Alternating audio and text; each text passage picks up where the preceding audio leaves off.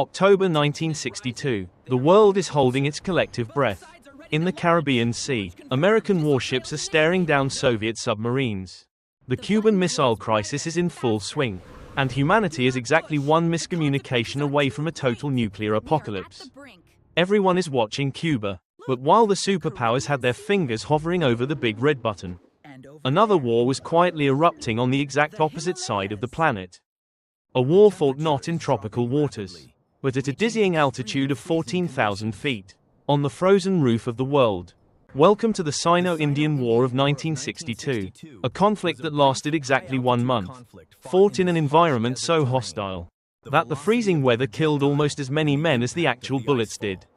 Let's look at how this happened, to understand how the world's two most populous nations ended up shooting at each other in a frozen wasteland. We need to rewind the clock. Back in the 1950s, India and China were actually best buddies. They had just freed themselves from the heavy shackles of imperialism and colonialism. Indian Prime Minister Jawaharlal Nehru even coined a catchy, optimistic slogan, Hindi-Chini bye-bye, which beautifully translates to, Indians and Chinese are brothers. They enthusiastically signed treaties of peaceful coexistence, traded warm smiles, and promised to hold hands into a bright, unified Asian future. But like many political bromances, there was a massive, jagged, snow-capped elephant in the room, and that elephant was the border. Specifically, a vast border that no one had ever properly drawn. You see, the Himalayas aren't exactly prime real estate for drawing neat lines. When the British Empire left India in 1947, they left behind a messy legacy called the McMahon Line in the east, and a completely ambiguous, frozen wasteland called Aksai Chin in the west. India firmly stated, these are our historical borders. China looked at the map, laughed, and basically said, we never signed that British paper. And just like that, the brotherly smiles began to fade. The brothers were suddenly looking at each other with deep suspicion. The first major crack in this fragile friendship happened in 1959. And it involved a very famous monk. Tibet, the vast mountainous buffer zone between the two giants, was in absolute turmoil. Following a failed uprising against Chinese rule, the Dalai Lama fled across the treacherous Himalayan peaks and sought asylum in India. India welcomed him with open arms. But in Beijing, Chairman Mao was absolutely furious. To China, this was a direct insult and blatant interference in their internal affairs. The Hindi-Chini bye-bye slogan was quickly replaced by angry diplomatic letters and minor border scuffles. But the real spark that ignited the powder keg was a place called Aksai Chin. It's a high-altitude desert, barren, freezing, and practically uninhabitable. You couldn't grow a potato there if your life depended on it. But for China, it had immense value. It was a crucial strategic corridor connecting their restive provinces of Xinjiang and Tibet. So, the Chinese military quietly went to work. They built a massive, paved road right through Aksai Chin. India, whose patrols rarely ventured into this frozen wasteland, didn't even realize the road existed until they casually saw it published on a Chinese map. When India formally protested, claiming the land was theirs, China essentially replied with a geopolitical shrug. The tension between the two nations was now palpable. India felt deeply betrayed by its Asian brother. China felt disrespected and threatened by India's actions. Both sides began mobilizing. They started moving troops into the harshest environment on Earth. But there was a massive, fatal flaw in India's calculation. They firmly believed that China, recovering from severe internal economic disasters, would never actually dare to launch a full-scale war. New Delhi assumed it was all just posturing.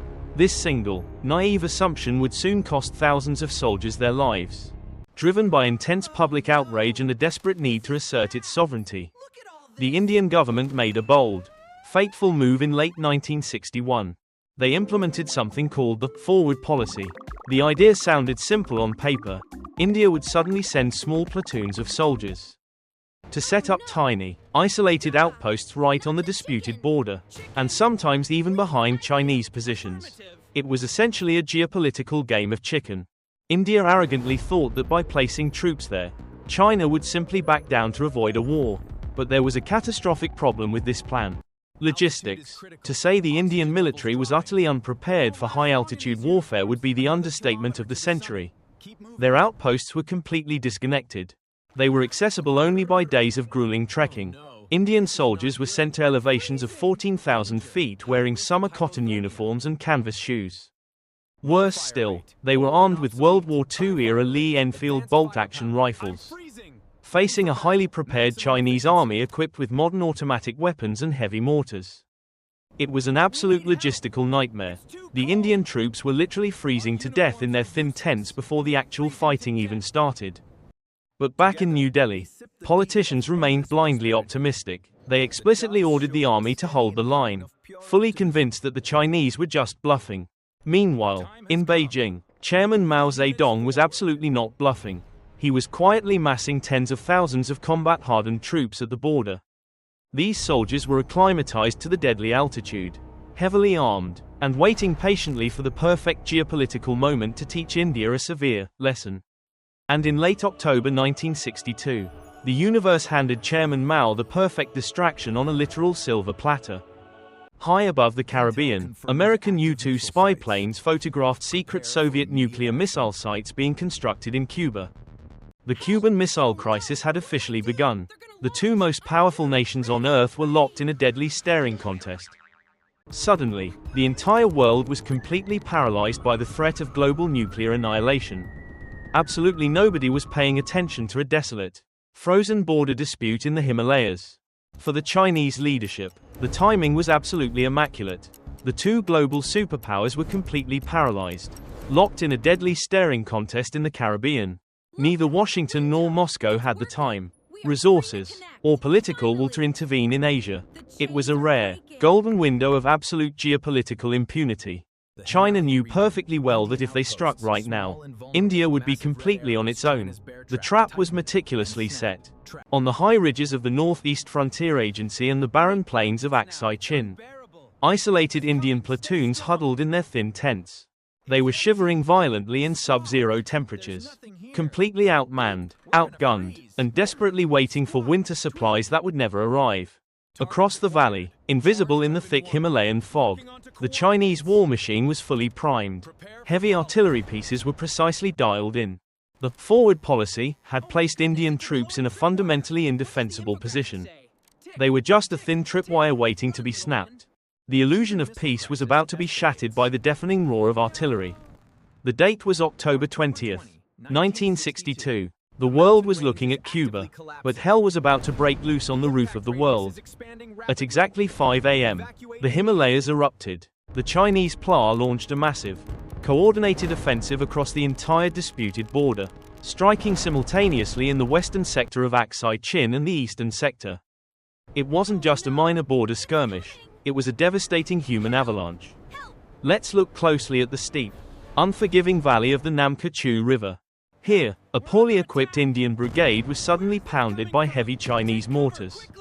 Before the freezing soldiers could even comprehend what was happening, thousands of Chinese infantrymen swarmed down the ridges.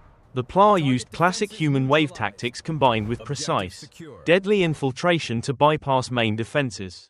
The Indian troops fought back desperately, but it was a hopeless situation. How do you fight back when your hands are too numb from frostbite to operate your weapon? And how do you retreat when your canvas shoes are frozen solid to the icy ground? The defenses at Namka Chu collapsed like a house of cards within hours. As the horrifying news of the total disaster at Namka Chu reached New Delhi, absolute panic immediately set in among the leadership. Prime Minister Nehru, whose entire foreign policy was fundamentally built on peace and non-alignment, watched his idealistic worldview shatter into a million pieces. He was forced to swallow his pride and frantically beg for emergency military aid and air support from the United States and Britain. The Hindi-Chini bye-bye dream was officially dead, replaced by the grim reality of thousands of casualties. Meanwhile, in the western sector, the situation was equally dire. Chinese forces systematically dismantled the isolated, poorly supplied Indian posts scattered across the freezing plains of Aksai Chin. Because of the doomed, forward policy, these tiny Indian outposts were essentially sinking islands entirely surrounded by a massive sea of Chinese troops. There was absolutely no artillery support, no air cover, and no realistic hope of reinforcement. The Indian soldiers fought with incredible, desperate bravery. But sheer heroism alone cannot stop mortar shells. And even if they survived the firefights, the weather continued to be a ruthlessly impartial killer. Soldiers who escaped the ambushes often succumbed to severe frostbite as they blindly tried to retreat through blinding blizzards over 16,000-foot mountain passes. Without acclimatization, many suffered from fatal hypoxia and high-altitude pulmonary edema, their lungs literally filling with fluid in the freezing, thin mountain air. The casualty numbers were absolutely staggering. By the end of the conflict, India would see nearly 7,000 men killed, wounded, or captured. In stark contrast, the highly organized and properly acclimatized Chinese forces suffered only a tiny fraction of those losses in the harsh environment. By mid-November, the Chinese army had advanced incredibly deep into Indian-claimed territory. In the eastern sector, they had pushed entirely past the mountains. They were now looking directly down at the highly vulnerable, populous plains of Assam. The entire northeastern region of India was suddenly open to a full-scale invasion. It seemed like absolutely nothing could stop the Chinese advance. But the war still had one final, legendary battle left. Amidst the endless tactical disasters, there emerged stories of unimaginable resilience. The most famous is the Battle of Rezang, fought on November 18th, in the freezing Chushul Valley. Here, exactly 120 soldiers of the Indian Army's 13 Kumaon Regiment, led by Major Shaitan Singh, were tasked with defending a critical mountain ridge at a breathtaking 16.00 feet. The temperature was minus 30 degrees Celsius. As morning broke, the horrifying scale of the enemy offensive was finally revealed.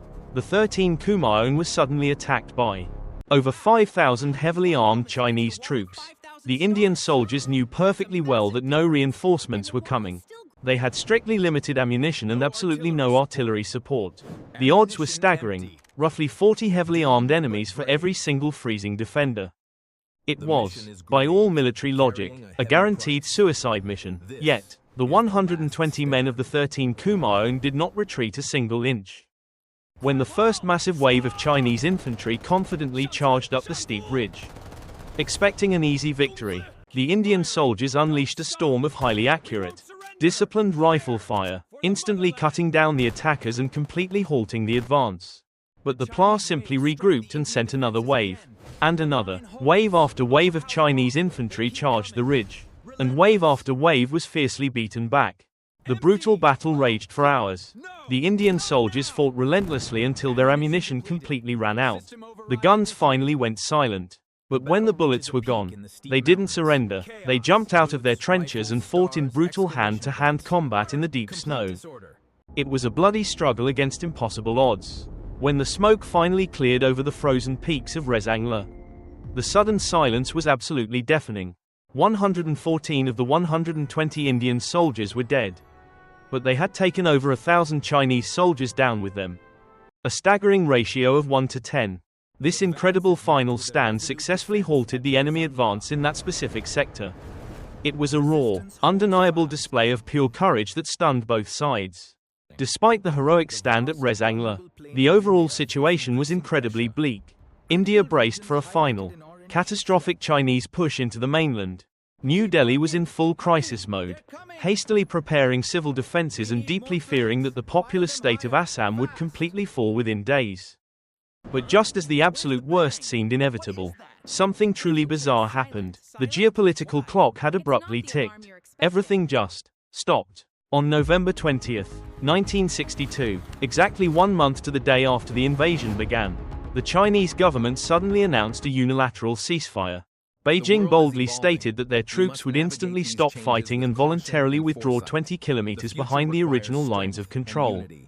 The war was just over. Just like that, the massive Chinese war machine simply put itself into reverse and walked away. But wait, why? Why would a victorious army, with absolutely no natural obstacles left in front of them, suddenly stop and turn around? Remember the Cuban Missile Crisis? By late November, the United States and the Soviet Union had finally resolved their apocalyptic standoff. The world was no longer distracted. The giant, terrifying global eyeballs were once again looking directly at the Himalayas.